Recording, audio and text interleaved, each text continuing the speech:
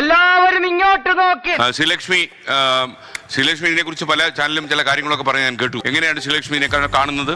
ഇതിപ്പോ ആ പെൺകുട്ടീനെ എല്ലാവരും ചേർന്ന് കല്ലെറിയുവാണ് ചെയ്യുന്നത്. യെസ്, ഞാൻ വ്യത്യസ്തനായിരിക്കുന്നു. I am different person in the world. അവളുടെ അമ്മൂമ്മയുടെ കുറെ കണ്ടീഷൻസ് എനിക്ക് പേരെത്തങ്ങോട്ട് വരും. ഇപ്പോൾ ആ പെൺകുട്ടിക്ക് എന്തുകൊണ്ടാണ് ഇതുപോലെ സോഷ്യൽ മീഡിയയിൽ എടുത്ത് ഇടേണ്ടി വന്നത്? കഥ അവൻ അങ്ങനെ ആക്കിയല്ലേ. ഇപ്പൊ ബസ്സിൽ കയറി ഇരിക്കുമ്പോ അടുത്തിരിക്കുന്ന സ്ത്രീ അത് എങ്ങനെയാണെന്ന് പുരുഷൻ കണ്ടുപിടിച്ചിട്ട് വേണം കയറിയിരിക്കണം. ആ ഒരു അവസ്ഥയിലേക്ക് എത്തിച്ചേർന്നിരിക്കുക ദീപകിന്റെ മരണം. നമ്മൾ മനസ്സിലാക്കേണ്ടത് ഇപ്പോഴും ഈ ദീപക് മോശമായ പെരുമാറിയ ഒരു വീഡിയോ ഒരിക്കൽ പോലും നമുക്ക് പോലും കാണാൻ കഴിഞ്ഞില്ല. പക്ഷെ നിർഭാഗ്യവശാൽ ആ ചെറുപ്പക്കാരൻ ആത്മഹത്യ ചെയ്ത് ദീപകിന്റെ ടച്ച് ബാഡ് ആണെന്ന് അഭിപ്രായമുള്ള മനുഷ്യന് നമുക്കിടയിലുണ്ട്. നിങ്ങൾക്കൊക്കെ നാണമില്ലേ?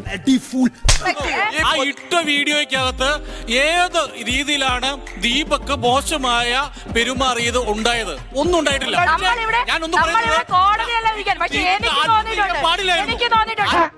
പരമനാറി പട്ടി കഴിവരുടെ വീഡിയോയ്ക്കകത്ത് സ്ഥലത്ത് പോലും ദീപക് മോശമായി പെരുമാറിയിട്ടില്ല. സംശയമില്ല.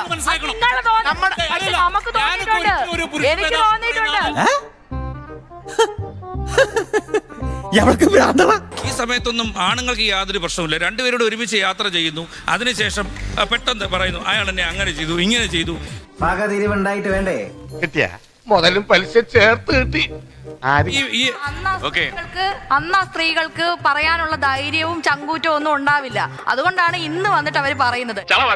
അവർക്ക് അതിനുള്ള ആത്മാഭിമാനവും ധൈര്യവും ഉണ്ടായി വരുമ്പോഴേ അവർക്ക് പറയാൻ വേണ്ടി പറ്റും. അതെന്ത് ധൈര്യം? സീരിയസ് ആയിട്ട് വല്ലതും പറയുമ്പോ അബ്യൂസ് ചെയ്ത് പരിചയമുണ്ടോ? ഞാൻ ആർക്കെങ്കിലും ഇല്ല. അവരുടെ മൈൻഡ് സെറ്റ് അറിയോ? അതുകൊണ്ട് നമുക്കറിയാം. അതെങ്ങനെ അറിയാം? ഞങ്ങൾ തള്ളല്ലേ, വല്ലാണ്ടങ്ങ് തള്ളല്ലേ. അതെ, ഞങ്ങൾ ചോറ് തന്നെ കൊണ്ടുണ്ട്. ട്രാൻസ്പോർട്ടിൽ ട്രാവൽ ചെയ്യുന്ന സമയത്ത് ഒരാൾ അടുത്ത് വന്ന് നിന്ന് അവന്റെ കൈ അനങ്ങിയാൽ നമുക്കറിയാം. അതെ മാഡം, അത് ദീപകിന്റെ കാര്യത്തിൽ എങ്ങനെ ആപ്ലിക്കേഷൻ? വ്യാജ പരാതിക്കാരുടെ മൈൻഡ് സെറ്റ് അറിയാം. വ്യാജ പരാതിക്കാരുടെ മൈൻഡ് സെറ്റ് എനിക്കറിയാം.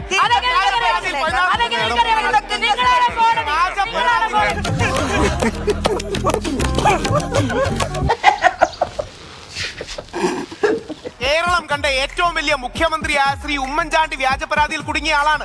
നിവിൻ പോളി എന്ന വ്യക്തി കൊച്ചി നിൽക്കുമ്പോ ദുബായ് വെച്ച് റേപ്പ് ചെയ്തു എന്ന് പറഞ്ഞു. ആ പെൺകുട്ടിയോട് പോലീസ് ചോദിച്ചപ്പോൾ പെൺകുട്ടി എന്ത് പറഞ്ഞറിയോ? ഉറക്കപ്പിച്ചിൽ ഡേറ്റ് മാറിപ്പോയതാണ്. കുഞ്ഞികൃഷ്ണൻ പറഞ്ഞു ആണിനും അഭിമാനമുണ്ട്. ഒരു കയ്യബദ്ധം നാറ്റുകരുത്. എങ്ങനെയെങ്കിലും ഇവനെ ഒതുക്കിയേ ഈ കേസിൽ നമ്മൾ ഒതുങ്ങേ ഉള്ളൂ. ഞാനത് ചോദിക്കരുതായിരുന്നു. അപ്പൊ ശരി, പിന്നെ കാണാം. ബൈ.